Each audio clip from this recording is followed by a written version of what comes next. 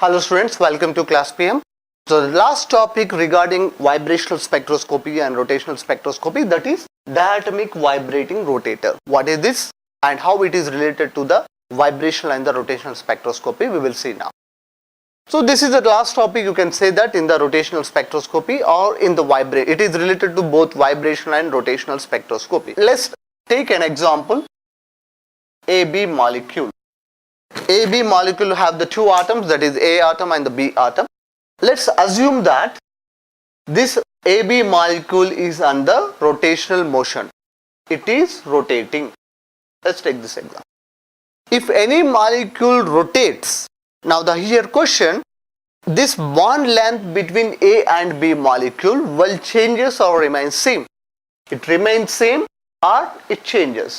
The bond length between these two atoms in this diatomic molecule will changes or remain same when that is undergoing rotational motion. That is the question. If you observe how the washing machine, when the washing machine is functioning, you just open it and let's watch. All the clothes which you put it in the middle, when it is rotating in that, they are pushed away. They push towards the walls of that rotator. I think you have observed this one. When a molecule is under rotation, there will be production of one particular force in the outward direction. Here, if this is a molecule is rotating in a circular motion, in a rotational motion, then there will be a production in the outward direction. A force will be produced in the outward direction, in this direction. If it is rotating like this, if a molecule is rotating, imagine here one atom, here atom, it is rotating, if it is like this, what happens? It produces a outward force. This outward force we can call it as centrifugal force. As sometimes in the physics it is also called pseudo force also. It is either called the pseudo force or centrifugal force, which is in the outward direction. That's why the clothes are stick to the walls of that rotator in the washing machine. The same thing you can see that in anywhere which is in the circular motion or rotational motion. Now, if outward force is produced, what happens? These two atoms should go away from each other so that the bond length should increase. Yes, it has to be increased. That is in the reality. But in the ideal case, let's take this molecule is a rigid molecule. We are assuming it is a rigid diatomic molecule. If it is a rigid diatomic molecule, which means no centrifugal force. So what happens? There will be no change in the bond length. What are the consequences if it is a rigid diatomic molecule? No centrifugal force is produced and no change in the bond length. No change in the bond length of the molecule. These are two consequences if you assume it is as a rigid diatomic. In the reality it is not possible, just it is an assumption. Okay, we have assumed it as a rigid diatomic molecule, which means when it is under rotational motion, there is no chance of production of centrifugal force because we are taking it as a rigid molecule. And because of that, what's happening? Here there is no change in the bond length. Bond length will be static, it will not change. Such molecule force energy will be taken as energy of a rigid molecule. The rotational energy of a rigid molecule will be taken as Bj of j plus 1. This is the energy of a rigid molecule which is under rotational motion. Rigid molecules, rotational energy. If you take a non-rigid molecule, what is its energy? Non-rigid molecule means there will be a centrifugal force and there will be change in the bond length of the molecule. Non-rigid molecules, then the rotational energy of a non-rigid molecule can be taken as E is equal to Bj of j plus 1 minus dj square Bj plus 1 whole square. This is the molecule, non-rigid molecules rotational energy. Bj of j plus 1 minus dj square j plus 1. Here d is called distortion coefficient. It is called the distortion coefficient. What is the distortion coefficient? How much distortion will occur in the bond length? It will tell us that. What we have done so far, we have assumed that a rigid diatomic molecule, so that it will not have any change in its bond length because of absence of centrifugal force. And such molecules rotational energy as taken as Bj of j plus 1. I am not going with the derivation. Already we have discussed how we got this one. This is a non-rigid molecule's distortion rotational energy, and here D is the distortion coefficient, which causes the differences in the bond length. And the next point is that the same way I am taking another molecule xy. This is another molecule xy, and this is in the vibrational motion. Those are vibrating. So either it can be a coupled vibration or decoupled vibration. What is coupled, decoupled? We already discussed in the previous class. X and Y are the two atoms which formed a molecule called xy, and that is in a vibrational motion. This vibrational motion can be two things, two way. Either it can be harmonic oscillation or anharmonic oscillation. If it is harmonic oscillator, what is harmonic oscillator? Harmonic oscillator. If it is harmonic oscillator, its energy is V plus of omega bar oscillation. If it is harmonic oscillator, harmonic is also ideal case because it can vibrate at whatever extension. The vibration can be any extension, no limit. Okay, such is in the reality not possible, because after a particular limit, if it vibrate more than that limit, there is a distortion of bond. Bond will be dissociated, bond will be broken. Okay, but here we are assuming a ideal case, that is harmonic oscillator. If it is anharmonic oscillator, which is in reality, and its bond its vibrating motion energy can be taken as V plus of omega bar oscillation minus V plus of square omega bar oscillation into XE. These are all formulas we already discussed. What is XE, what is omega bar oscillation. So if you have doubt, you can refer the old videos for this. Again, I am not going to explain all this we have got. See, we have assumed the two molecules AB and XY. This is in the rotational motion, this is in the vibrational motion. If it is ideal case, this is the formula. In the reality, this is the formula for their energies. And in the ideal case, this is the formula which is in the vibrating. If it is the anharmonic oscillator, that is in the real situation, this is the formula to find the energy of vibration and energy of rotations. Now take another example, a molecule which is doing both rotational motion at the same time vibration. Let's assume another example. Okay, let's take another example, PQ. This molecule PQ is doing two things. One is, it is under rotational motion, it is rotating. At the same time, it is also vibrating. And here one more assumption we have to take it as that no impact of rotation on the vibration and the no impact of vibration on the rotation.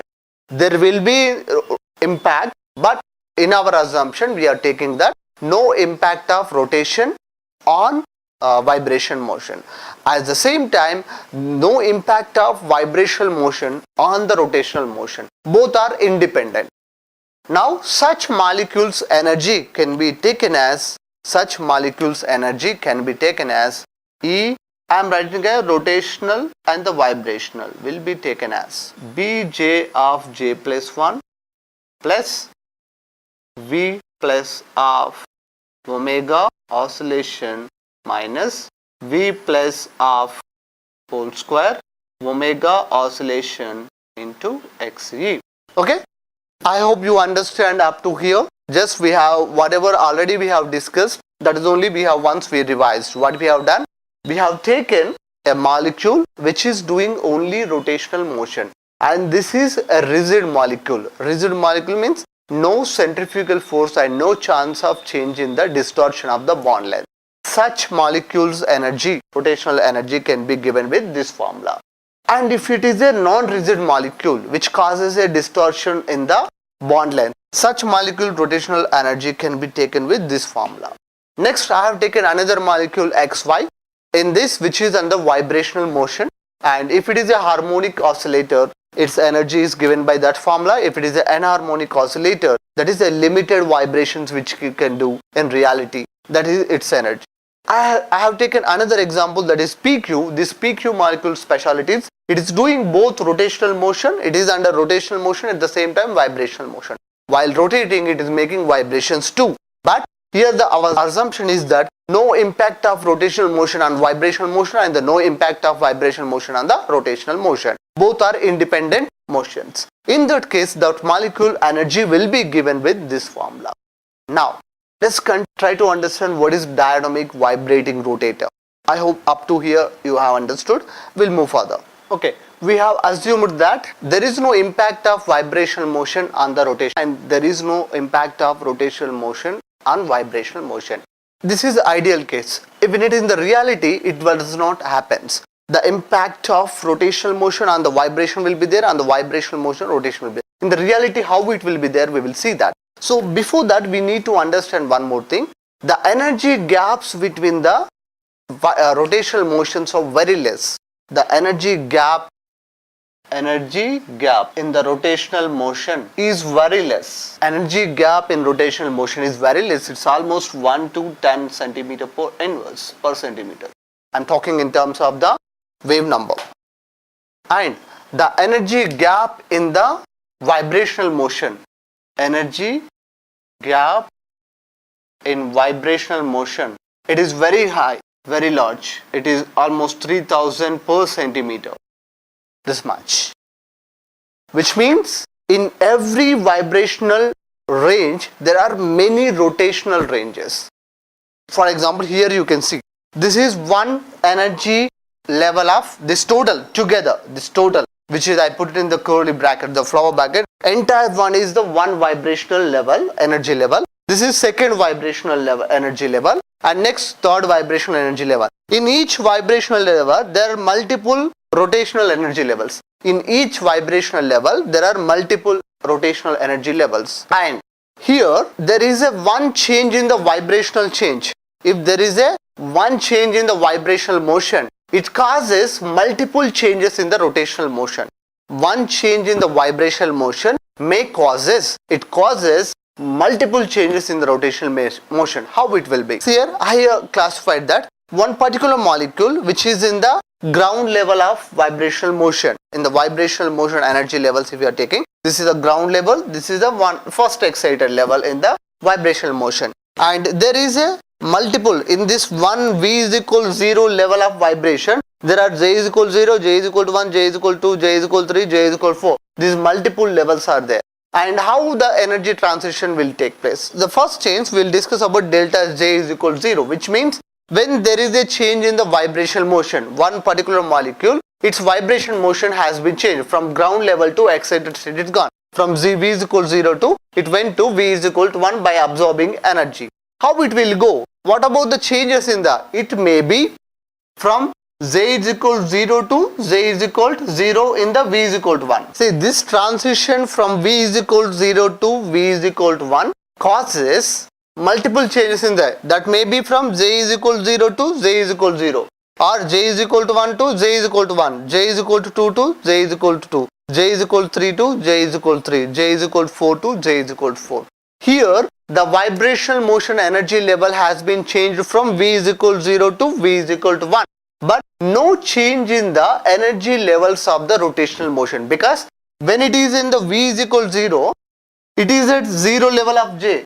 Here also it is in 0 level of J. Here it is in 1 level of J. Here it is in 1 level. So when vibrational motion is changing, no change in the rotational motion.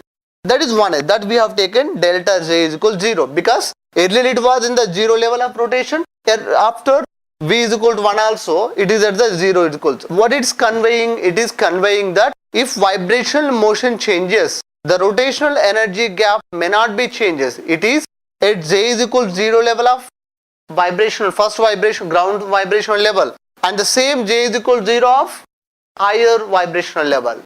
No change in the vibrational motion. No change in the rotational motion when vibration change is happening. That is one case. Another chance is there that when vibrational motion occurs, a particular molecule from V is equal to 0 to V is equal to 1, it is gone. So I have taken, there is a molecule jump from V is equal to 0 to V is equal to 1.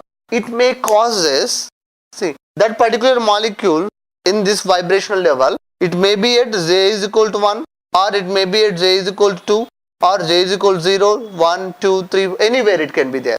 Now here it is where it is jumping from J is equal to 0 to J is equal to 1, it is jumping. From J is equal to 0 level to J is equal to 1. So there is a change in the rotational energy level also. And here it may be jumping from J is equal to 1 to J is equal to 2, or J is equal to 3 to J is equal to 4, or J is equal to 2 to J is equal to 3. Anywhere it can jump. In this case, in this vibrational change, vibrational transition, there is a chance for the rotational transition also, that we can take a delta J is plus 1. Another chance is that here it is J is equal to 0, but here it is jumped to J is equal to. Now here the rotational is changed to 2 levels, from J is equal to 0 to J is equal. When a molecule jumps from V is equal to 0 to V is equal to 1, what's happening? Its vibration 0 to V1 is changing, causing the rotational energy level at 2 level, plus 2 charge, from 0 to 2, from 1 to 3, and 2 to 4. So every time 0 to 1, what is causing? 0 to 2, or 1 to 3, 2 to 4.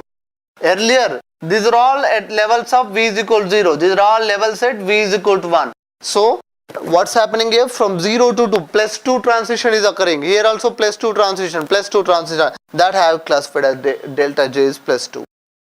So, no chance that it has to happen from J is equal to 0 to J is equal to 2, or J is equal to 0 to J is equal to 0, or J is equal to 0 to J is equal to 1. So, there may be lower transition also. See here, from J is equal to 1, when a molecule transmitted from it a transition from V is equal to 0 to V is equal to 1. In that case, the rotational energy levels, it is going from, you can see here, it is going from J is equal to 1 to J is equal to 0.